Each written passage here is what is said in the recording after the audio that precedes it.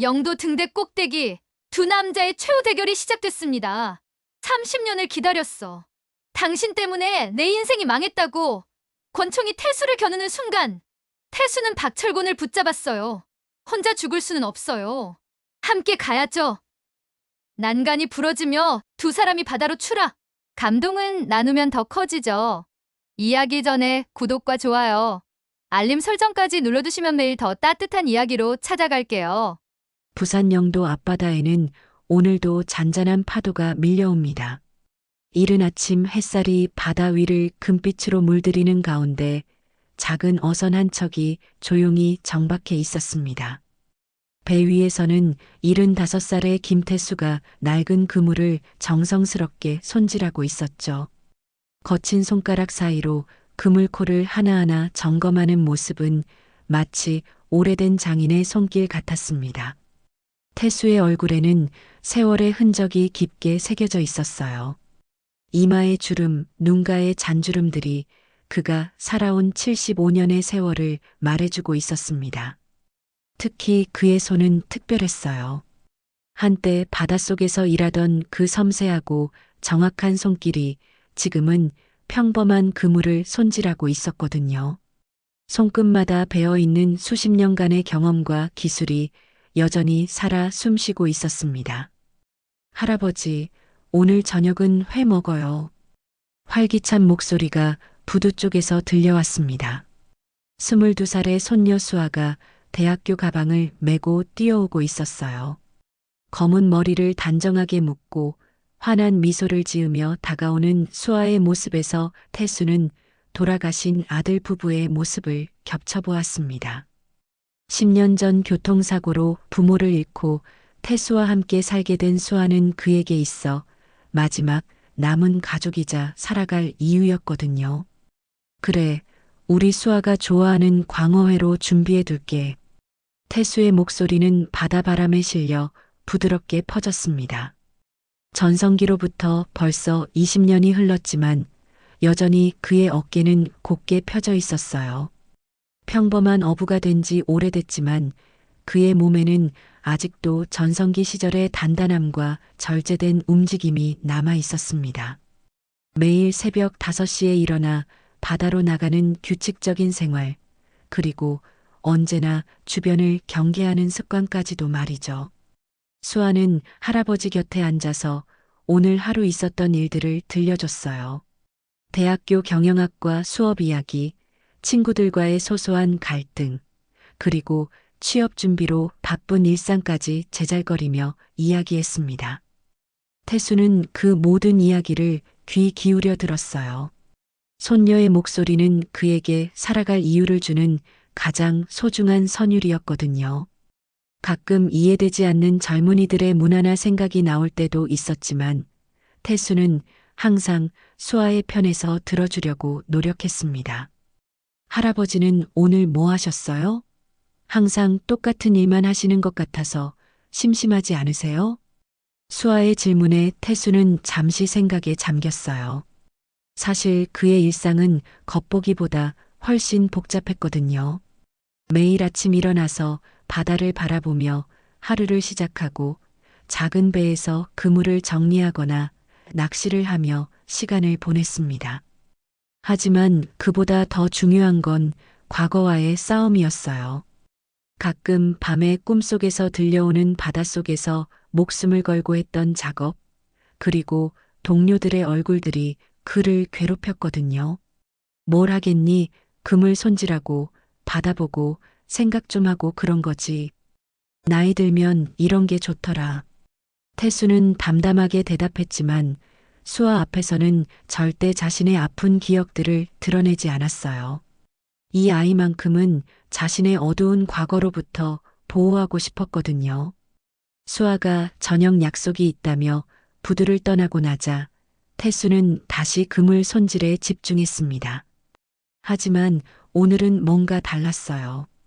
평소보다 부두가 이상하게 조용했거든요. 늘 북적이던 어시장 상인들의 큰 목소리도 갈매기들의 시끄러운 울음소리도 어쩐지 멀게만 들렸습니다. 마치 무언가 큰 일이 일어나기 전에 불길한 고요함 같았어요. 바로 그때였습니다. 항구 끝자락 쪽에서 뭔가 이상한 기운이 감지됐어요. 검은색 SUV 차량 3대가 줄지어 천천히 들어오고 있었거든요. 평소 이 시간대에는 절대 볼 수 없는 낯선 차들이었습니다. 차창은 모두 썬팅이 되어 있어서 안이 전혀 보이지 않았어요. 태수의 눈이 순간 날카로워졌습니다. 그의 노련한 직감이 무언가 위험한 냄새를 맡아내고 있었거든요. 가슴 깊은 곳에서 오래된 경보음이 울리기 시작했어요. 차들은 부두 반대편 사람들 눈에 잘 띄지 않는 외진 곳에 조용히 주차됐습니다. 정장을 입은 남자들이 5명 정도 내렸어요. 거리가 꽤 멀어서 얼굴은 정확히 보이지 않았지만 그들의 걸음걸이와 자세, 그리고 주변을 끊임없이 경계하는 모습에서 심상치 않은 분위기가 느껴졌습니다. 이들은 분명 평범한 관광객이나 사업가들이 아니었어요. 태수는 그물을 조용히 내려놓고 더욱 조심스럽게 그들을 관찰했습니다. 한 명은 키가 크고 건장했고 다른 한 명은 중년의 나이로 보였어요. 그들이 서로 나누는 대화의 내용은 들리지 않았지만 몸짓과 표정을 보니 뭔가 중요한 일을 논의하고 있는 것 같았습니다. 남자들은 약 15분 정도 부두 곳곳을 꼼꼼히 둘러보기 시작했습니다. 마치 뭔가 특별한 장소를 찾고 있는 것 같았어요. 창고들의 위치를 확인하고 바다로 나가는 통로들을 살펴보고 심지어 태수가 있는 작은 배들이 정박한 곳까지 관심 있게 바라봤습니다. 그들의 시선이 태수 쪽으로 향했을 때 태수는 자연스럽게 고개를 숙이고 그물 손질에 집중하는 척했어요. 하지만 귀는 바짝 세우고 그들의 모든 움직임을 놓치지 않았습니다. 수십 년간 특수한 훈련을 받은 태수에게는 이런 관찰이 본능과 같았거든요. 남자들 중 한 명이 휴대폰으로 누군가에게 전화를 거는 모습도 보였어요. 통화 내용은 들리지 않았지만 그의 표정이 점점 진지해지는 것을 볼 수 있었습니다. 분명히 뭔가 이상하다. 이런 사람들이 평범한 어촌 마을에 올 리가 없어. 태수의 머릿속에서는 이미 여러 가지 가능성들이 빠르게 돌아가고 있었어요. 혹시 마약이나 밀수와 관련된 일일까? 아니면 다른 범죄 조직의 움직임일까? 어떤 경우든 좋지 않은 일임에는 분명했습니다. 남자들은 모든 관찰을 마치고 나서 다시 차에 올라탔습니다. 검은 SUV들이 조용히 부두를 떠나는 모습을 지켜보던 태수는 이들이 결코 그냥 지나가던 사람들이 아니라는 확신을 갖게 됐어요. 뭔가 큰 일이 벌어질 것 같은 불길한 예감이 가슴을 짓눌렀습니다. 해가 서쪽 지평선 너머로 천천히 사라져가자 태수는 배를 깨끗이 정리하고 집으로 돌아갔습니다. 작은 항구 마을의 저녁 풍경은 언제나처럼 평화로웠어요. 아이들이 골목에서 뛰어노는 소리, 각 집에서 들려오는 저녁 준비 소음, 그리고 어디선가 흘러나오는 텔레비전 소리까지 모든 것이 일상적이고 편안해 보였습니다. 하지만 태수의 마음만큼은 결코 평온하지 않았어요. 집에 도착해서도 창문 너머로 어두워지는 바다를 계속 바라봤거든요. 수십 년 동안 자신을 품어주고 위로해주던 그 바다가 오늘은 왠지 낯설고 불안하게 느껴졌습니다. 마치 잔잔한 수면 아래에 거대한 폭풍이 숨어 있는 것 같았어요. 밤이 깊어가면서 영도 앞바다는 고요함에 잠겼습니다. 태수는 작은 거실에 앉아 저녁 뉴스를 보고 있었지만 정작 머릿속은 온통 오늘 낮에 봉검은 차들 생각뿐이었어요. 시계 바늘이 밤 9시를 가리켰는데도 수아가 돌아오지 않았습니다. 평소 같으면 벌써 집에 와서 저녁을 함께 먹었을 텐데 말이죠. 태수는 수아의 휴대폰에 전화를 걸어봤습니다. 한 번, 두 번, 세 번째까지 계속 연결음만 울릴 뿐 받지 않았어요. 이상했습니다. 수아는 평소에 할아버지 전화만큼은 절대 놓치지 않았거든요. 설령 수업 중이거나 친구들과 있을 때라도 잠깐 받아서 상황을 알려주곤 했는데 말입니다. 수아야, 할아버지야. 어디 있니? 전화 받아라. 태수는 음성 메시지를 남기고 또다시 전화를 걸었습니다. 하지만 이번에는 아예 전화기가 꺼진 상태였어요. 가슴이 조금씩 답답해지기 시작했습니다. 혹시 무슨 일이라도 생긴 건 아닐까? 오늘 낮에 본 그 검은 차들과 관련이 있는 건 아닐까? 별의별 생각들이 머릿속을 어지럽게 돌아다녔어요. 시계가 밤 10시를 넘어서자 태수는 더 이상 가만히 앉아 있을 수 없었습니다. 수아가 자주 가는 카페며 도서관이며 친구 집까지 직접 찾아다녔어요. 하지만 어디에서도 수아의 모습을 찾을 수 없었습니다. 카페 사장님도 도서관 직원도 모두 오늘은 수아를 보지 못했다고 했어요. 수아 씨가 대학에서 친구들과 스터디 모임이 있다고 하던데 연락 안 되세요? 카페 사장님의 말에 태수는 고개를 갸웃했습니다. 수아는 오늘 저녁에 특별한 약속이 있다는 말을 하지 않았었거든요. 스터디 모임이 있었다면 미리 알려줬을 텐데 말이죠. 뭔가 이상했어요. 밤 11시가 넘어서 집으로 돌아온 태수는 현관문 앞에서 멈춰 섰습니다. 문득 이상한 기분이 들었거든요. 평소와 뭔가 다른 느낌이었어요. 오래된 직감이 위험 신호를 보내고 있었습니다. 조심스럽게 집 주변을 살펴보니 마당 한 구석에 담배꽁초 하나가 떨어져 있었어요. 태수는 담배를 피우지 않았고 수아도 마찬가지였습니다. 더 자세히 살펴보니 화단 근처에 흙이 발자국으로 눌려 있었어요. 태수나 수아의 신발 자국과는 전혀 다른 크기였습니다. 남자 신발이었고 그것도 운동화가 아닌 정장 구두 같았어요. 누군가가 집 주변을 돌아다녔다는 확실한 증거였습니다. 집 안으로 들어가자마자 태수는 모든 방을 꼼꼼히 확인했습니다.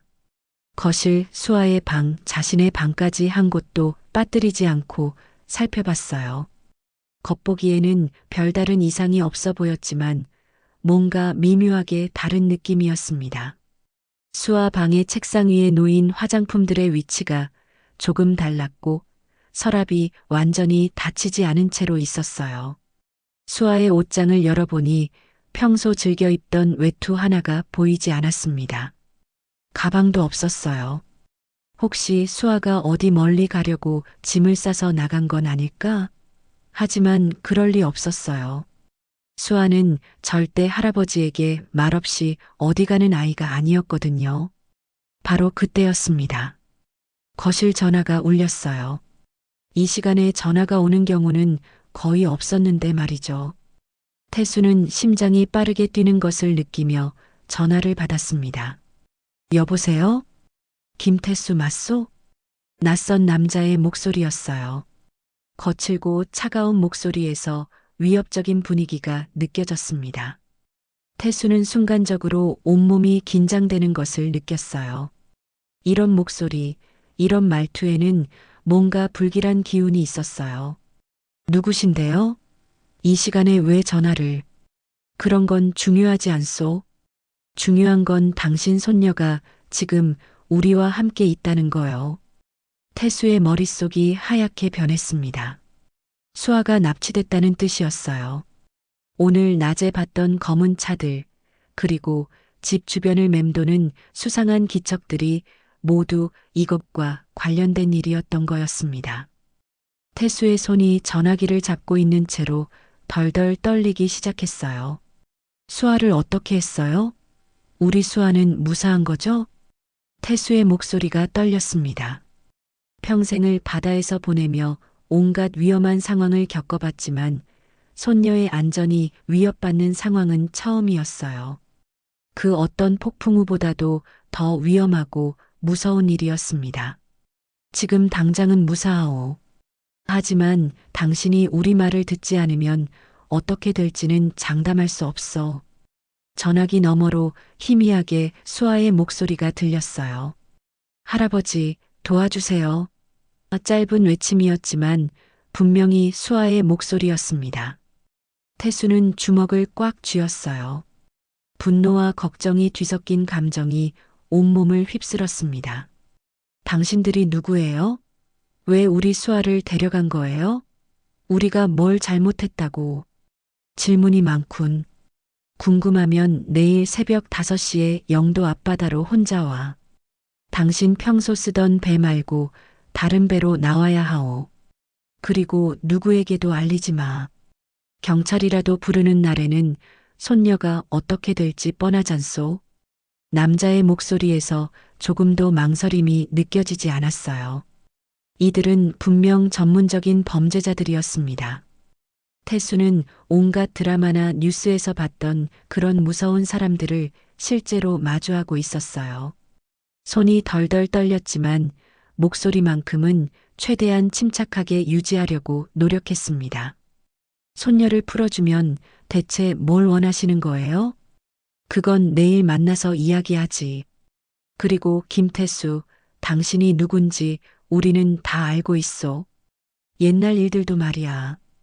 태수는 등골이 서늘해지는 것을 느꼈습니다. 이들이 자신에 대해 뭔가 알고 있다는 것은 무작정 벌인 일이 아니라는 뜻이었어요. 계획적이고 치밀하게 준비된 일이었습니다. 그런데 도대체 자신의 어떤 과거를 알고 있다는 걸까요? 특히 박철곤이라는 이름 기억나시겠지? 그 순간 태수는 깜짝 놀랐습니다. 박철곤. 그 이름은 오래전 들어본 적이 있었어요. 정확히 언제, 어떤 상황에서였는지는 기억이 흐릿했지만 분명히 좋지 않은 기억과 연결된 이름이었습니다. 뭔가 무서운 일과 관련된 사람이었던 것 같았어요. 박철곤이 누구죠? 잘 기억이 안 나는데. 아직도 시치미를 떼는군. 괜찮소. 내일 만나면 기억이 날 거요. 그때 모든 걸 다시 이야기해 보자고. 전화기 너머로 비웃음 소리가 들렸습니다. 태수는 상황의 심각성을 깨달았어요. 이 사람들이 자신을 찾아온 이유가 단순하지 않을 것이었습니다. 분명 더 큰 목적이 있을 거였어요. 제발 수아만큼은 다치게 하지 마세요. 제가 할 수 있는 건 뭐든지 해드릴 테니까요. 현명한 판단이요. 그럼 내일 새벽 5시 영도 앞바다에서 만나자.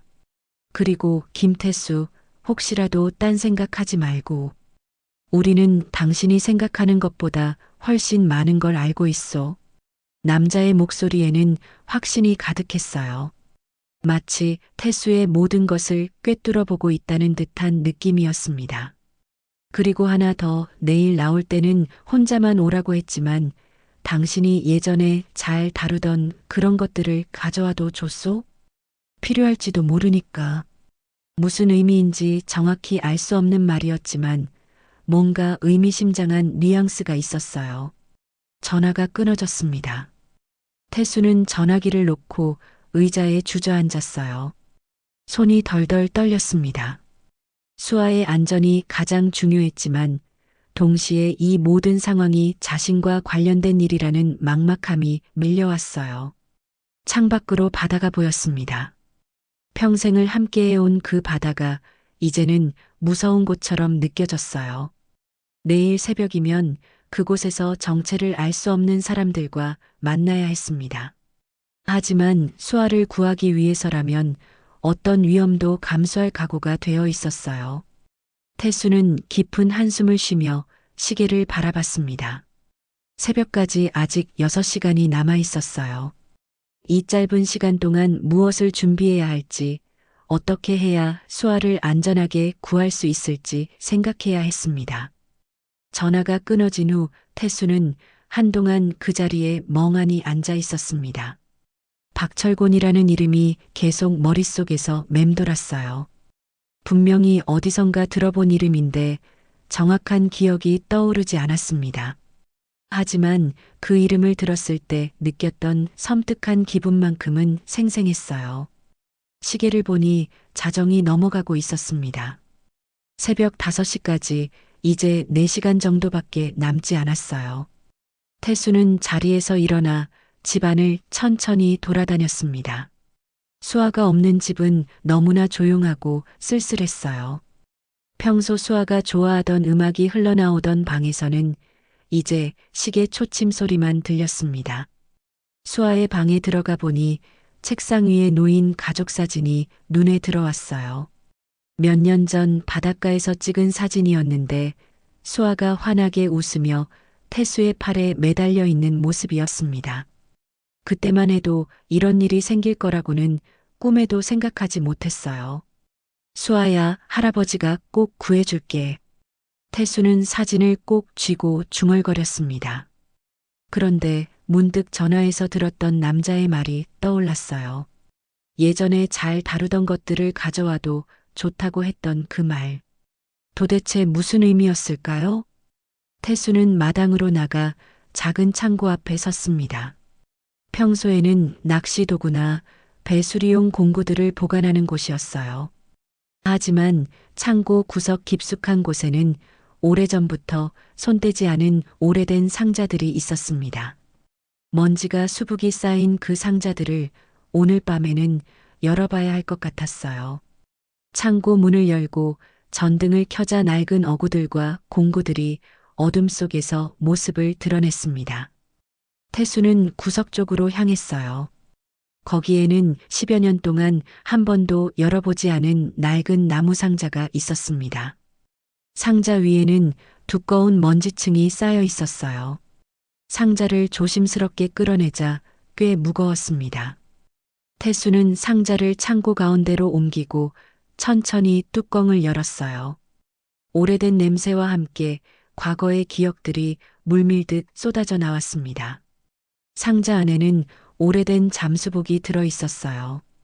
검은색 고무 재질로 만들어진 두꺼운 잠수복이었는데 몇 군데 작은 구멍이 나 있었지만 아직도 쓸만해 보였습니다. 그 옆에는 물안경과 오리발 그리고 공기통까지 있었어요. 모두 젊었을 때 바다 일을 하며 사용하던 것들이었습니다. 더 깊숙이 손을 넣자 작은 가죽 가방이 손에 잡혔어요. 가방을 꺼내서 열어보니 그 안에는 여러 가지 작은 도구들이 정교하게 정리되어 있었습니다. 작은 드라이버들, 전선, 측정기구, 그리고 이름 모를 복잡한 장치들까지 모두 정밀한 작업에 사용되는 도구들 같았어요. 태수는 그 도구들을 하나하나 꺼내며 살펴봤습니다. 손에 잡는 순간 묘하게 익숙한 느낌이 들었어요. 마치 오래전부터 사용해 오던 것들처럼 손에 자연스럽게 맞았습니다. 특히 작은 드라이버를 잡았을 때는 손가락이 저절로 정확한 위치에 놓였어요. 이상했습니다. 분명히 이런 정밀한 도구들을 언제 구입했는지, 왜 갖고 있는지 기억이 나지 않았거든요. 하지만 도구를 만지는 손의 움직임은 마치 수십 년간 연습해온 것처럼 자연스러웠어요. 상자 맨 아래에는 두꺼운 노트 한 권이 있었습니다. 표지가 낡아서 제목이 잘 보이지 않았는데 자세히 보니 작업 일지라고 쓰여 있었어요. 태수는 노트를 조심스럽게 펼쳐봤습니다. 첫 페이지에는 날짜와 함께 간단한 메모들이 적혀 있었어요. 수중 작업 완료, 타이머 장치 해체, 안전 확인 완료 같은 내용들이었습니다. 하지만 태수는 이런 일을 언제 했는지 전혀 기억나지 않았어요. 페이지를 넘기자 더 자세한 기록들이 나왔습니다. 바닷속 깊이, 수온, 작업 시간, 그리고 해체한 장치들의 종류까지 꼼꼼하게 기록되어 있었어요. 마치 매우 위험하고 중요한 일을 전문적으로 해온 사람의 기록 같았습니다. 그 중에서도 태수의 시선을 끈 것은 박철곤 관련 작업이라고 쓰인 페이지였어요. 1985년 4월이라는 날짜와 함께 상세한 기록이 적혀 있었습니다. 대상 선박에서 폭발 장치 다수 발견, 해체 작업 성공적으로 완료, 박철곤 체포 작전 지원 같은 내용들이었어요. 태수는 그제서야 모든 것이 기억나기 시작했습니다. 젊었을 때 자신이 했던 특별한 일들, 바닷속에서 위험한 폭발물들을 해체하던 일들, 그리고 박철곤이라는 위험한 밀수업자를 체포하는 데 도움을 줬던 일까지 모든 기억이 퍼즐 조각처럼 맞춰지기 시작했어요. 박철곤은 당시 동해안에서 무기와 폭발물을 밀수하던 조직의 우두머리였습니다. 태수는 그의 배에 숨겨진 폭발물들을 해체하는 위험한 임무를 맡았었어요. 그 덕분에 박철곤은 체포될 수 있었고 많은 무고한 사람들의 생명을 구할 수 있었습니다. 하지만 그 일로 인해 박철곤은 태수를 원망하게 됐을 거였어요. 자신의 사업을 망친 장본인으로 여겼을 테니까요. 그리고 지금 수십 년이 지난 후에 복수를 위해 돌아온 것 같았습니다. 태수는 노트를 덮고 다시 도구들을 살펴봤습니다. 오래됐지만 아직도 쓸만한 것들이 많았어요. 특히 전자장비들은 조금만 손보면 다시 사용할 수 있을 것 같았습니다. 만약 내일 바다에서 위험한 상황이 벌어진다면 이 도구들이 필요할지도 모르겠어요. 잠수복을 꺼내서 펼쳐보니 생각보다 상태가 좋았습니다. 몇 군데 작은 구멍은 있었지만 패치로 막을 수 있을 정도였어요. 공기통도 아직 압력이 남아 있었고 호흡기도 막히지 않았습니다. 태수는 모든 장비를 점검하며 내일의 계획을 세우기 시작했습니다. 박철곤이 자신을 바다로 부른 이유가 단순한 복수는 아닐 거였어요. 분명 더 큰 목적이 있을 것이고 그 과정에서 수아가 위험에 빠질 수도 있었습니다. 시계를 보니 벌써 새벽 2시가 넘어가고 있었어요. 이제 3시간도 채 남지 않았습니다. 태수는 서둘러 장비들을 정리하기 시작했어요. 잠수복과 장비들, 그리고 정밀 도구들을 작은 가방에 나누어 담았습니다. 모든 준비를 마치고 나서 태수는 잠시 수아의 방에 다시 들어갔어요. 수아가 평소 좋아하던 인형을 쓰다듬으며 다짐했습니다. 어떤 일이 있어도 수아를 안전하게 구해내겠다고. 비록 자신의 과거 때문에 벌어진 일이지만 절대 수아에게 해를 끼치게 놔두지 않겠다고 말이에요. 창밖으로 보니 하늘이 조금씩 밝아지기 시작하고 있었습니다. 새벽이 오고 있었어요. 태수는 마지막으로 집안을 돌아보며 수아와의 추억들을 떠올렸습니다. 함께 저녁을 먹던 식탁, 수아가 숙제를 하던 책상 둘이서 텔레비전을 보며 웃던 거실까지 모든 것이 소중한 기억이었어요. 태수는 가방을 메고 집을 나섰습니다. 새벽 공기는 차가웠고 바다에서 불어오는 바람에는 염기가 섞여 있었어요. 평소와 똑같은 새벽이었지만 오늘만큼은 모든 것이 달라 보였습니다. 부두로 향하는 길에 태수는 과거의 기억들을 하나씩 정리했습니다. 박철곤과의 대결, 그리고 수아를 구하기 위한 마지막 작전이 곧 시작될 것이었어요. 새벽 5시 영도 앞바다는 짙은 안개에 쌓여 있었습니다. 태수는 부두에서 조금 떨어진 곳에 정박된 낡은 어선에 올라탔어요.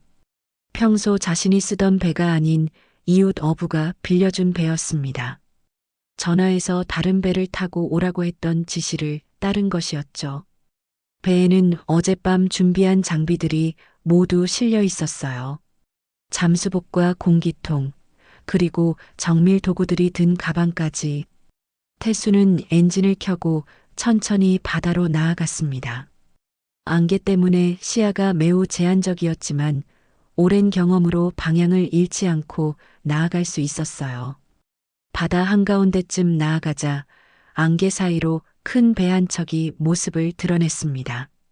검은색 대형 어선이었는데 평범한 어선과는 달리 뭔가 위압적인 분위기가 있었어요.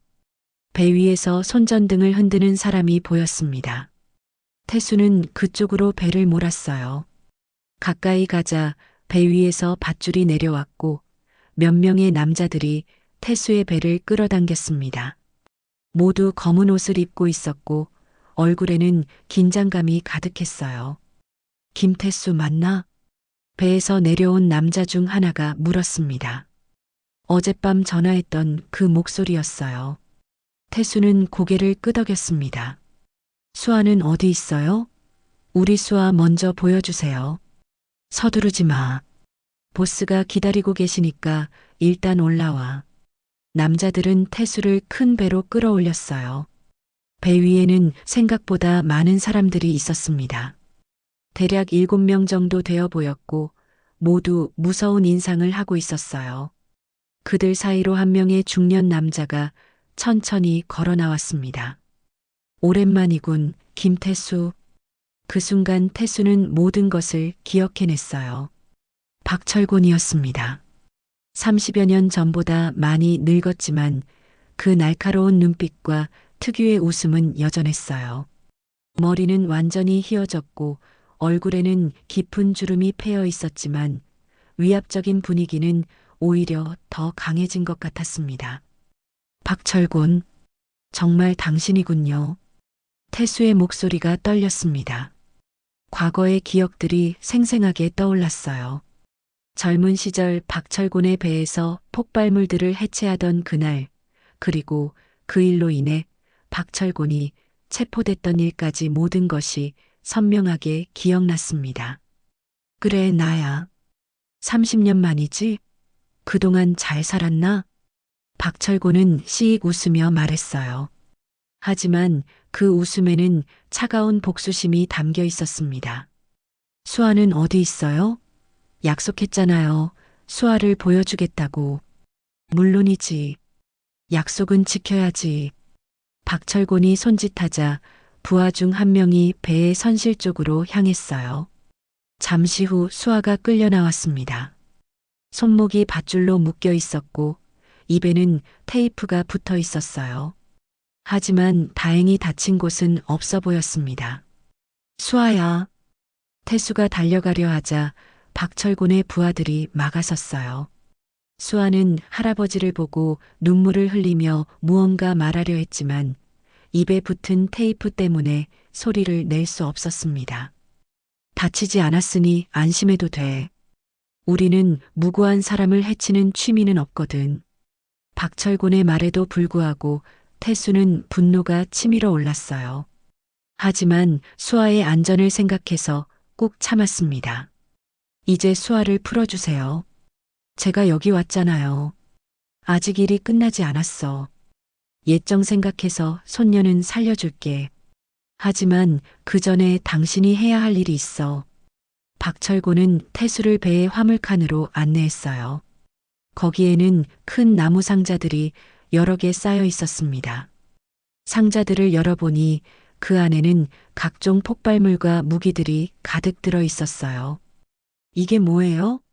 내 새로운 사업 아이템들이지. 30년 전에 당신 때문에 망한 사업을 다시 시작하려고 하거든. 태수는 상자 안의 물건들을 보고 소름이 돋았어요. 폭발물의 양이 엄청났고 종류도 다양했습니다. 이런 것들이 잘못 사용되면 수많은 사람들이 다칠 수 있었어요. 하지만 문제가 하나 있어. 이 물건들이 좀 불안정하다고 하더군. 운반하다가 폭발할 수도 있다는 거야. 그래서 당신 같은 전문가가 필요해. 박철곤의 의도를 이해한 태수는 고개를 흔들었어요. 안 돼요. 이런 위험한 물건들을 안전하게 만들어 드릴 수는 없어요. 그럼 손녀가 어떻게 될지 알겠지? 박철곤이 손짓하자 부하 중 한 명이 수아를 배난간 쪽으로 끌고 갔어요. 바닷물이 철벅거리는 소리가 아래에서 들려왔습니다. 알겠어요. 하겠어요. 태수는 어쩔 수 없이 승낙할 수밖에 없었어요. 수아의 생명이 걸린 일이었거든요. 현명한 선택이야. 역시 손녀를 사랑하는 할아버지답군. 태수는 가져온 도구 가방을 열고 폭발물들을 살펴보기 시작했어요. 오래된 기억이 되살아나면서 손이 저절로 움직였습니다. 각 폭발물의 구조를 파악하고 안전장치를 설치하는 방법이 자연스럽게 떠올랐어요. 하지만 태수는 겉으로는 안전장치를 만드는 척하면서 실제로는 다른 계획을 세우고 있었습니다. 작업을 하는 동안 태수는 주변 상황을 계속 살펴봤어요. 박철곤의 부하들이 몇 명인지, 무기는 어떤 것들을 갖고 있는지, 그리고 수아가 어디에 있는지까지 모든 것을 파악했습니다. 잘하고 있어. 역시 전문가는 달라. 박철곤이 만족스러워하며 말했어요. 하지만 태수는 속으로 다른 생각을 하고 있었습니다. 어떻게 하면 수아를 구하고 동시에 이 위험한 물건들이 악용되는 것을 막을 수 있을지 말이에요. 거의 다 끝났어요. 태수가 말하자 박철곤이 다가와서 작업 상황을 확인했어요. 좋아. 이제 정말 안전한 거지? 네, 이제 운반해도 문제 없을 거예요. 태수는 거짓말을 했어요. 사실은 정반대였거든요. 하지만 박철곤은 의심하지 않는 것 같았습니다. 그런데 바로 그때였어요. 박철곤의 부하 중 한 명이 태수의 도구 가방을 뒤지더니 뭔가를 발견했습니다. 보스, 이거 보세요. 부하가 가져온 것은 태수의 작업 일지였어요. 어젯밤 창고에서 가져온 그 노트가 가방 안에 들어 있었던 것이었습니다. 박철곤은 노트를 펼쳐보더니 얼굴이 굳어졌어요. 이게 뭐야? 여기 내 이름이 써 있잖아. 노트에는 30년 전 박철곤의 배에서 폭발물을 해체했던 기록이 자세히 적혀 있었어요. 그 중에는 태수가 어떤 방식으로 폭발물을 무력화시켰는지도 상세하게 기록되어 있었습니다. 설마 지금도 그때와 같은 짓을 한 건 아니겠지? 박철곤의 목소리가 차갑게 변했어요. 태수는 심장이 빠르게 뛰는 것을 느꼈습니다. 계획이 들통날 위기에 처한 것이었어요. 그런 게 아니에요. 그냥 옛날 기록일 뿐이에요. 정말로? 박철곤은 태수를 의심스럽게 바라봤어요. 그리고 부하들에게 신호를 보냈습니다. 혹시 모르니까 다시 한번 확인해봐. 부하들이 폭발물들을 다시 점검하기 시작했어요. 태수는 식은땀을 흘리며 그들의 움직임을 지켜봤습니다. 만약 조작한 부분이 발견되면 수아와 함께 위험에 빠질 수도 있었어요. 시간이 천천히 흘러가는 것 같았습니다. 바다 위의 아침 햇살이 점점 밝아지고 있었지만 배 위의 분위기는 점점 더 긴장되고 있었어요. 박철곤의 부하들이 폭발물들을 점검하는 동안 태수는 온몸에 식은땀이 흘렀습니다. 심장이 마치 터질 것처럼 빠르게 뛰었어요. 만약 자신이 조작한 부분이 발견된다면 수아와 함께 바다 한가운데에서 끝장날 수도 있었거든요. 보스, 이상한 부분을 발견했습니다. 부하 중 한 명이 주 타이머 장치를 가리키며 말했어요. 태수의 얼굴이 창백해졌습니다. 뭐가 이상하다는 거야? 박철곤이 다가가서 직접 확인해 봤어요. 전자기기에 대해서는 잘 모르지만 뭔가 평소와 다른 부분이 있다는 것은 알 수 있었습니다. 여기 연결선이 원래 위치와 다릅니다. 그리고 타이머 설정도 이상해요. 태수는 더 이상 숨길 수 없다는 것을 깨달았어요. 박철곤의 눈빛이 점점 차가워지고 있었습니다. 김태수, 당신이 뭘 한 거야? 박철곤의 목소리에는 분노가 가득했어요. 태수는 잠시 망설이다가 고개를 들었습니다. 그래요. 제가 조작했어요. 이런 위험한 물건들이 세상에 나가면 안 되거든요. 이 늙은이가 아직도 정의감에 불타고 있군. 박철곤은 비웃으며 손짓했어요. 부하들이 태수를 둘러쌌습니다. 30년 전에도 그랬지. 당신 때문에 내 사업이 망했어. 그리고 지금도 똑같은 짓을 하는군. 태수는 고개를 숙이지 않았어요. 비록 위험한 상황이었지만 자신이 한 일이 옳다고 믿었거든요. 후회하지 않아요. 그때도 지금도 제가 한 일은 옳은 일이었어요. 그래. 그럼 그 대가를 치러야겠군. 박철곤이 수아 쪽을 바라봤어요. 수아는 여전히 배낭간 근처에서 부하들에게 붙잡혀 있었습니다. 테이프로 입이 막힌 채 눈물을 흘리고 있었어요. 수아는 무고해요. 수아에게는 손대지 마세요. 무고하다고? 당신이 내 인생을 망친 것처럼 나도 당신의 인생을 망쳐주겠어. 박철곤이 부하들에게 신호를 보냈어요. 2명의 부하가 수아를 더욱 난간 쪽으로 끌고 갔습니다. 할아버지. 수아가 테이프를 뜯고 소리쳤어요. 목소리에는 공포와 절망이 가득했습니다. 기다려요. 다른 방법이 있을 거예요. 태수가 필사적으로 소리쳤지만 박철곤은 들은 척도 하지 않았어요. 30년을 기다렸어. 이제 복수할 때가 된 거야. 바로 그때였습니다. 수아의 팔목에서 은색 팔찌가 햇빛에 반짝였어요. 태수는 그 팔찌를 보는 순간 희망을 느꼈습니다. 그것은 몇 년 전 수아의 생일 선물로 준 특별한 팔찌였거든요. 겉보기에는 평범한 액세서리 같았지만 사실은 비상시에 사용할 수 있는 작은 송신기가 내장되어 있었어요. 태수가 젊었을 때 사용하던 장비 중 하나를 개조해서 만든 것이었습니다.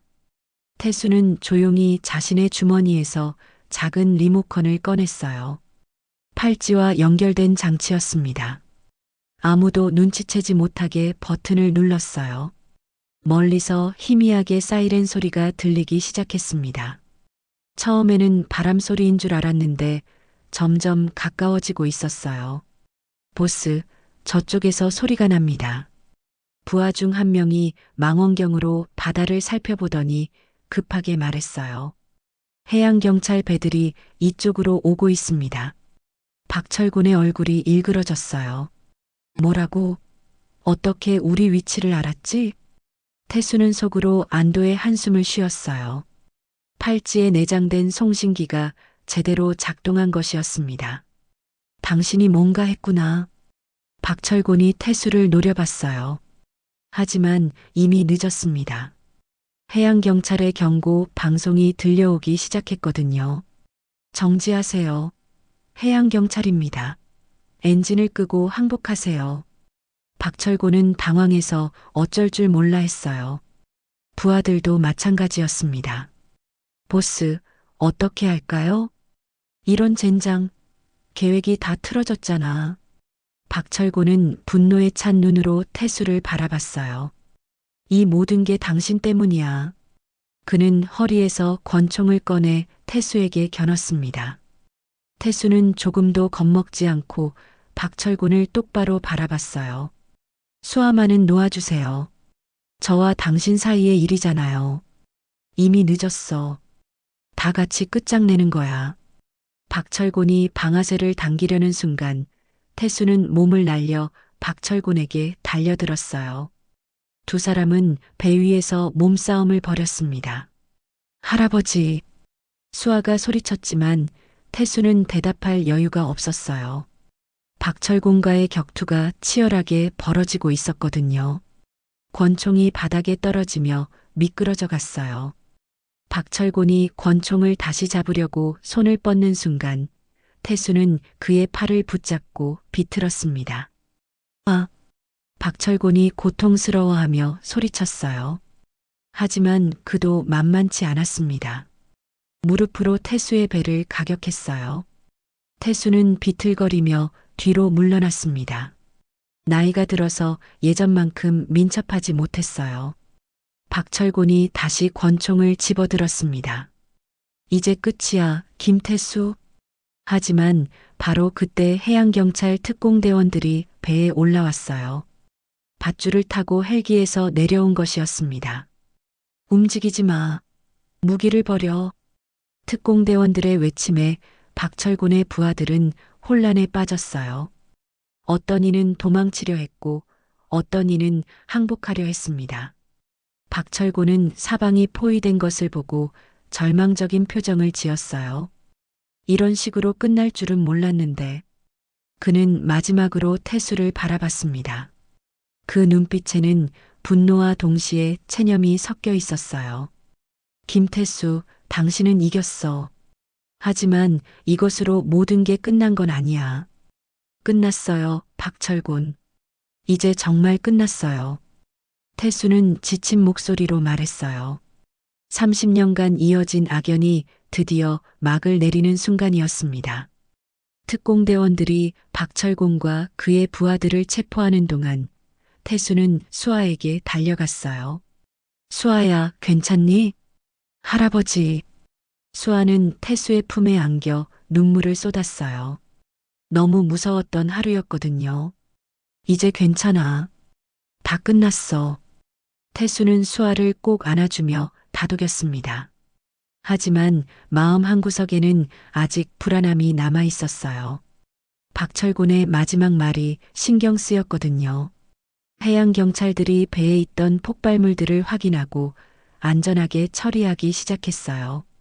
태수가 조작해 놓은 장치들도 전문가들에 의해 해체됐습니다. 시민께서 큰 일을 하셨습니다. 이 폭발물들이 유통됐다면 큰 사고가 날 뻔했어요. 해양경찰 대장이 태수에게 감사 인사를 전했어요. 당연한 일을 했을 뿐입니다. 태수는 담담하게 대답했어요. 하지만 아직 완전히 안심할 수는 없었습니다. 뭔가 더 큰 위험이 기다리고 있을 것 같은 느낌이 들었거든요. 해양경찰들이 박철곤과 그의 부하들을 체포하고 폭발물들을 처리하는 동안 태수는 수아를 꼭 안아주고 있었습니다. 모든 것이 끝난 줄 알았어요. 하지만 박철곤이 연행되면서 남긴 마지막 말이 계속 마음에 걸렸습니다. 할아버지, 이제 정말 괜찮은 거죠? 수아가 떨리는 목소리로 물었어요. 아직도 무서움이 가시지 않은 것 같았습니다. 응, 다 끝났어. 우리 집으로 돌아가자. 태수는 수아를 달래며 말했지만 속으로는 계속 불안감이 맴돌고 있었어요. 해양경찰 대장이 다가와서 말했습니다. 폭발물 처리가 거의 끝났습니다. 시민분들은 먼저 육지로 가셔도 될 것 같아요. 감사합니다. 그럼 저희는 먼저 가보겠습니다. 태수는 수아와 함께 해양경찰 배로 옮겨 탔어요. 박철곤의 배에서 벗어나니 조금은 안심이 됐습니다. 하지만 부두로 향하는 도중 이상한 일이 벌어졌어요. 박철곤의 배에서 갑자기 큰 폭발음이 들렸거든요. 뭐지? 해양 경찰들도 놀라서 뒤를 돌아봤어요. 박철곤의 배에서 검은 연기가 피어오르고 있었습니다. 폭발물이 터진 건가요? 수아가 무서워하며 물었어요. 태수는 이상하다고 생각했습니다. 분명히 모든 폭발물들이 안전하게 처리됐다고 했는데 왜 폭발이 일어난 걸까요? 급히 돌아가야겠습니다. 해양경찰 대장이 지시를 내렸고 배는 다시 박철곤의 배 쪽으로 향했어요. 가까이 가보니 배의 일부가 심하게 손상되어 있었습니다. 하지만 다행히 큰 화재는 발생하지 않았어요. 부상자는 없나요? 태수가 걱정스럽게 물었습니다. 다행히 폭발물 처리반이 모두 대피한 후에 터진 것 같습니다. 다만 해양경찰관이 말을 멈췄어요. 다만 뭐죠? 박철곤이 사라졌습니다. 태수의 얼굴이 굳어졌어요. 설마 박철곤이 폭발을 이용해서 도망친 건 아닐까요? 어떻게 사라졌다는 거예요? 호송 중에 갑자기 폭발이 일어나면서 혼란이 생겼는데 그 틈에 바다로 뛰어든 것 같습니다. 태수는 등골이 서늘해졌어요. 박철곤이 아직 살아있다면 언제든 다시 복수를 위해 나타날 수 있었거든요. 수색 작업을 해야겠습니다. 해양경찰들이 바다 수색을 시작했어요. 하지만 바다는 넓었고 박철곤을 찾기는 쉽지 않을 것 같았습니다. 태수는 수아를 먼저 안전한 곳으로 보내기로 했어요. 수아야, 너는 먼저 집으로 가 있어. 싫어요. 할아버지와 함께 있을 거예요. 안 돼. 아직 위험할 수도 있어. 태수는 수아를 설득해서 해양경찰과 함께 육지로 보냈어요. 그리고 자신은 수색 작업에 참여하기로 했습니다. 박철곤의 성격을 가장 잘 아는 사람은 자신이었거든요. 그가 어디로 갈지, 무엇을 할지 예상할 수 있었어요. 박철곤은 포기하지 않을 겁니다. 분명히 다른 계획을 세우고 있을 거예요. 태수가 해양경찰 대장에게 말했어요. 어떤 계획 말씀이신가요? 복수죠. 저에 대한 복수를 포기하지 않을 거예요. 태수는 박철곤이 30년 동안 복수를 계획해온 사람이라는 것을 알고 있었어요. 이 정도로 쉽게 포기할 사람이 아니었습니다. 수색 작업이 계속되는 동안 태수는 자신의 과거를 되돌아봤어요. 젊었을 때 박철곤의 배에서 폭발물을 해체했던 그날, 그리고 그 일로 인해 박철곤이 체포됐던 순간까지 모든 기억이 생생했습니다. 그때 태수는 단순히 옳은 일을 했다고 생각했어요. 하지만 그 일이 이렇게 오랫동안 자신과 가족을 괴롭힐 줄은 몰랐습니다. 해가 저물어가면서 수색 작업은 중단됐어요. 박철곤을 찾을 수 없었습니다. 내일 다시 수색을 계속하겠습니다. 해양경찰 대장이 말했지만 태수는 박철곤이 이미 멀리 도망갔을 거라고 생각했어요. 집으로 돌아온 태수는 수아와 함께 조용한 저녁을 먹었습니다. 하지만 두 사람 모두 마음이 편하지 않았어요. 할아버지, 박철곤이 다시 나타날까요? 수아가 걱정스럽게 물었어요. 모르겠다. 하지만 우리가 조심하면 괜찮을 거야. 태수는 수아를 안심시키려 했지만 사실은 자신도 불안했어요. 밤이 깊어가자 태수는 잠들 수 없었습니다. 계속해서 박철곤 생각이 났거든요. 그가 어디서 무엇을 하고 있는지, 언제 다시 나타날지 알 수 없어서 더욱 불안했어요. 새벽 2시경 갑자기 집 밖에서 이상한 소리가 들렸습니다. 태수는 조용히 일어나서 창문을 통해 밖을 내다봤어요. 마당에 누군가의 그림자가 보였습니다. 키가 크고 건장한 남자의 실루엣이었어요. 태수의 심장이 빠르게 뛰기 시작했습니다. 설마 박철곤이 벌써 돌아온 건 아닐까요? 조심스럽게 현관문 쪽으로 가서 확인해 보니 문 앞에 작은 쪽지가 놓여 있었어요. 내일 밤 자정 영도 등대에서 만나자. 혼자 와. 이번이 진짜 마지막이다. 마이너스 박철곤. 태수는 쪽지를 읽고 한숨을 쉬었어요. 역시 박철곤은 포기하지 않았습니다. 하지만 이번에는 달랐어요. 태수는 더 이상 도망치지 않기로 했습니다. 이 일을 완전히 끝내야 했어요. 다음 날 하루 종일 태수는 마지막 준비를 했습니다. 수아에게는 친구 집에서 하룻밤 지내라고 했어요. 왜요? 무슨 일 있어요? 그냥 할아버지가 처리해야 할 일이 있어. 걱정하지 마. 수아는 불안해했지만 결국 태수의 말을 따랐어요. 저녁이 되자 태수는 다시 창고로 갔습니다. 어제 사용했던 장비들을 다시 점검했어요. 잠수복, 공기통, 그리고 각종 도구들까지. 이번에는 정말 마지막 대결이 될 것 같았어요. 박철곤도 더 이상 물러날 곳이 없을 테니까요. 밤 11시 태수는 집을 나섰습니다. 영도 등대는 부두에서 조금 떨어진 곳에 있었어요. 바다가 한눈에 내려다 보이는 높은 곳이었습니다. 등대로 가는 길은 어둡고 외로웠어요. 가로등도 별로 없어서 달빛에 의존해서 걸어야 했습니다. 등대에 도착하자 박철곤이 이미 기다리고 있었어요. 혼자였습니다. 왔군. 박철곤의 목소리는 피곤해 보였어요. 하루 종일 바다에서 헤맨 탓인지 옷도 젖어 있었고 얼굴도 상처투성이었습니다. 이제 정말 끝내자. 태수가 말했어요. 그래. 30년 동안 이 순간을 기다렸어. 박철곤은 허리에서 다시 권총을 꺼냈어요. 하지만 이번에는 태수도 준비가 되어 있었습니다.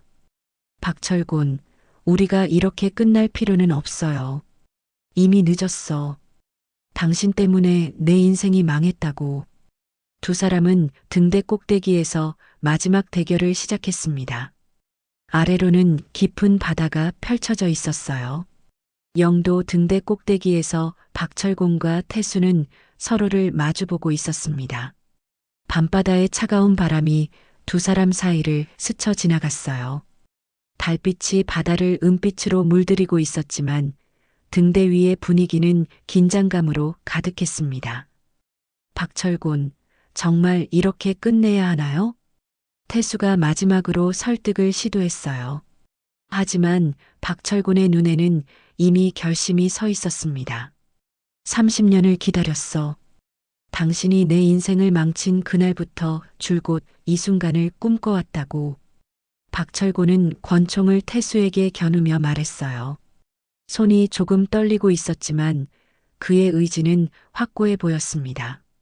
제가 한 일은 옳은 일이었어요.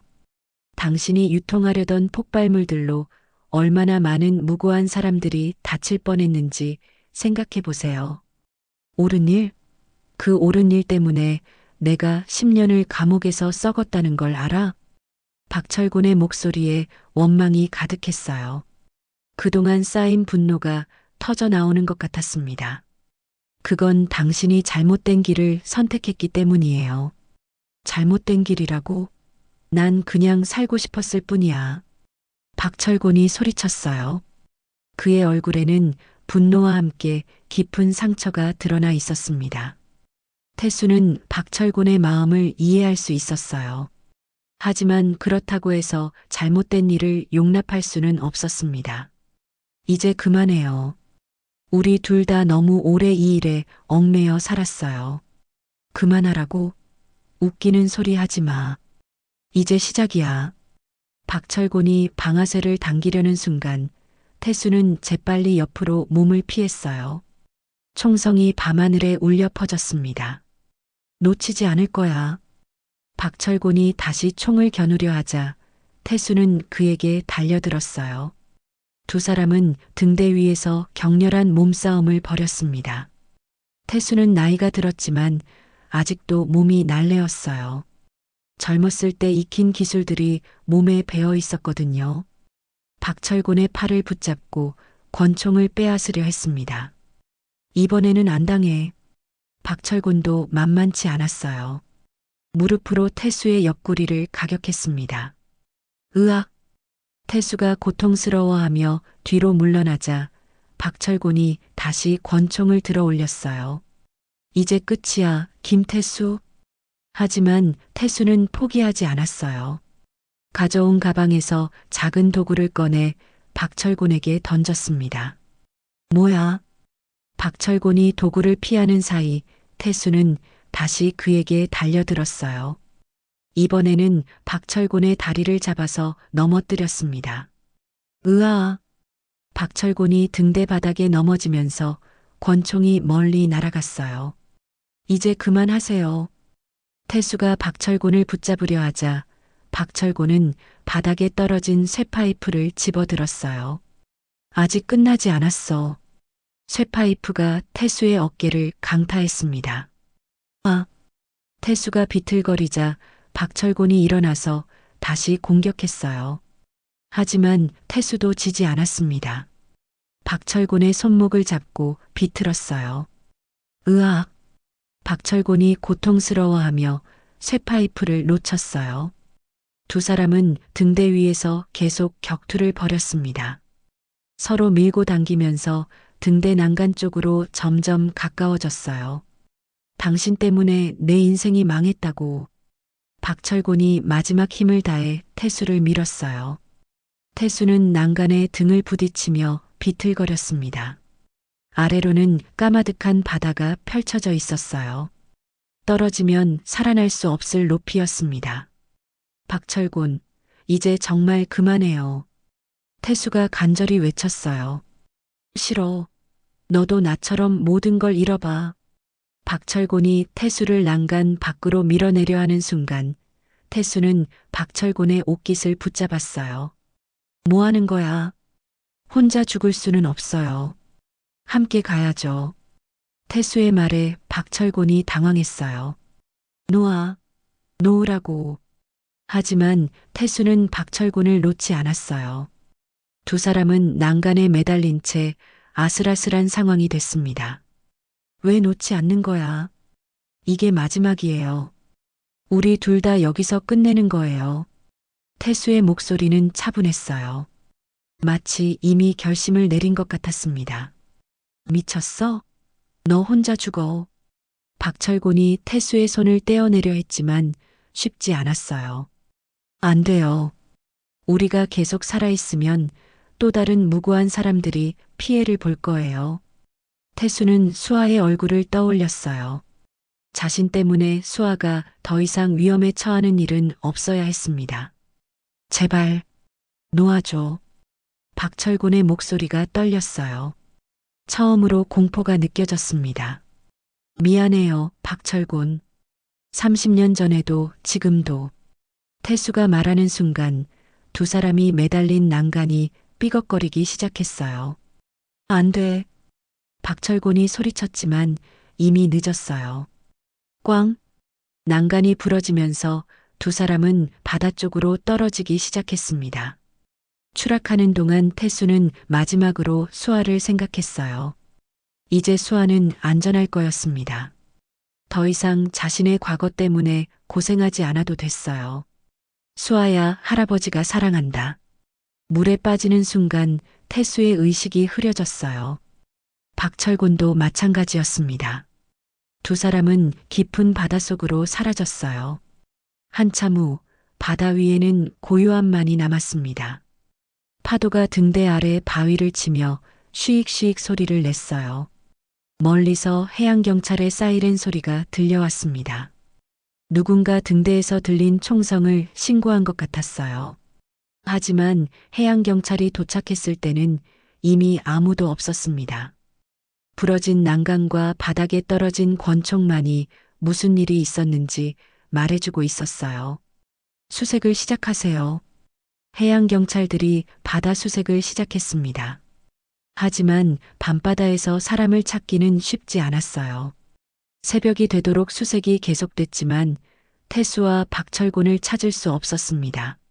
한편 친구 집에 있던 수아는 아침 뉴스를 보고 모든 것을 알게 됐어요. 할아버지. 수아는 눈물을 흘리며 등대 쪽을 바라봤습니다. 할아버지가 자신을 지키기 위해 마지막까지 싸웠다는 것을 알 수 있었어요. 바다는 여전히 잔잔했지만 이제 모든 것이 달라져 보였습니다.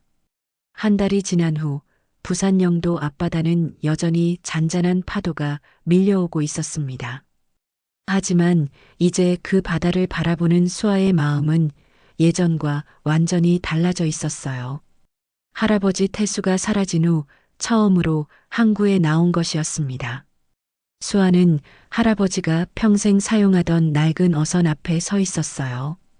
배는 그대로 있었지만 주인을 잃고 쓸쓸해 보였습니다. 갈매기들이 배 위에 앉아 바다를 바라보고 있었어요. 할아버지. 수아는 조용히 중얼거리며 배에 올라탔습니다. 할아버지의 흔적들이 곳곳에 남아 있었어요. 낡은 그물, 녹슨 낚시도구, 그리고 작은 의자까지 모든 것이 할아버지를 떠올리게 했습니다. 선실로 들어가 보니 작은 상자 하나가 눈에 띄었어요. 평소에는 보지 못했던 상자였습니다. 수아는 조심스럽게 상자를 열어봤어요. 상자 안에는 할아버지가 손으로 쓴 편지가 들어 있었습니다. 겉봉투에는 수아에게라고 쓰여 있었어요.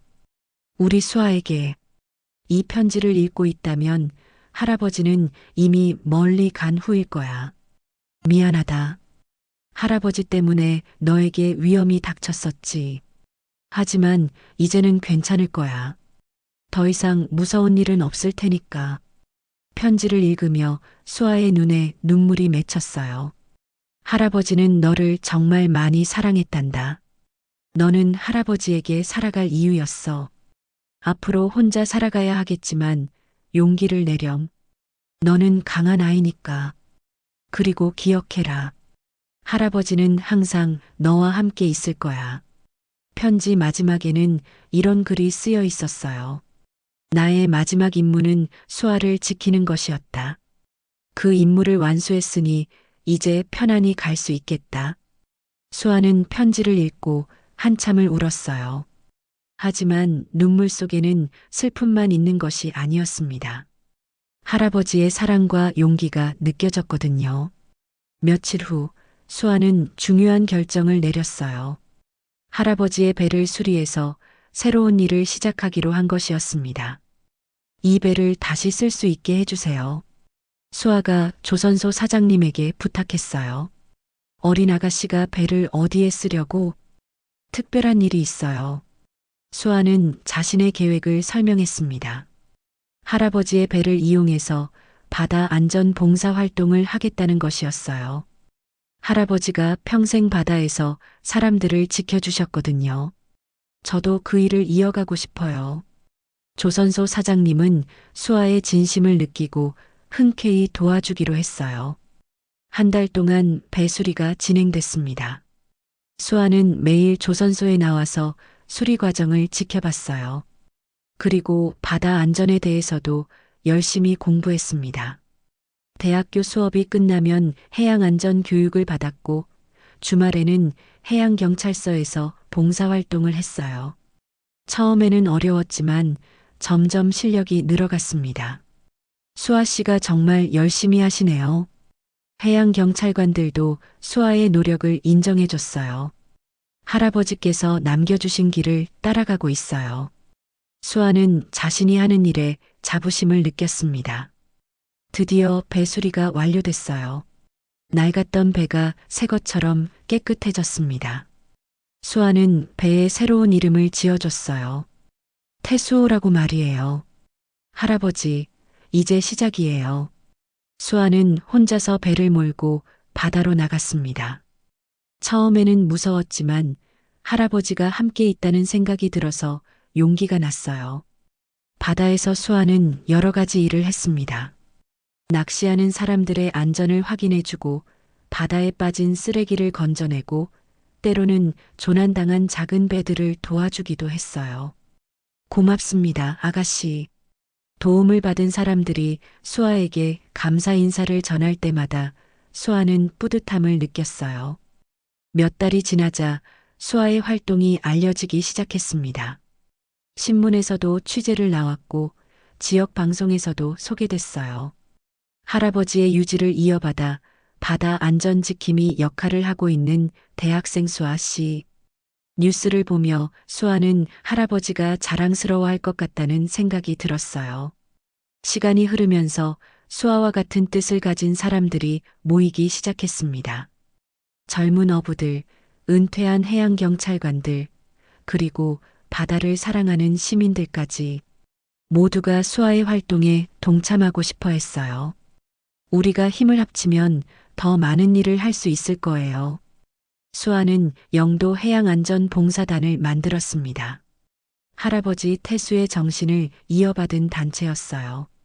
봉사단은 점점 커져갔습니다. 배도 여러 척이 됐고 회원수도 100명이 넘었어요. 매주 바다 청소를 하고 안전 교육도 하고 응급 상황이 생기면 즉시 출동했습니다. 어느 날 수아는 할아버지가 박철공과 마지막 대결을 벌였던 영도 등대에 올라갔어요. 부러진 난간은 이미 수리됐지만 그날의 기억은 여전히 생생했습니다. 등대에서 바라본 바다는 평화로웠어요. 파도가 잔잔하게 밀려오고 어선들이 평온하게 항해하고 있었습니다. 할아버지, 보세요. 이제 이 바다는 안전해요. 수아는 바다를 바라보며 혼잣말을 했어요. 할아버지가 지키고 싶어 했던 바다, 제가 계속 지켜갈게요.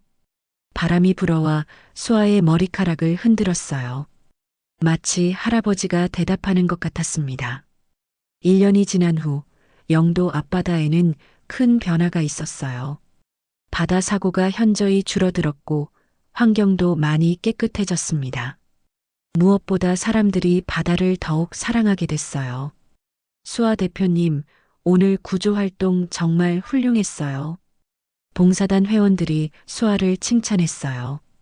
오늘도 조난당한 낚시배를 무사히 구조했거든요.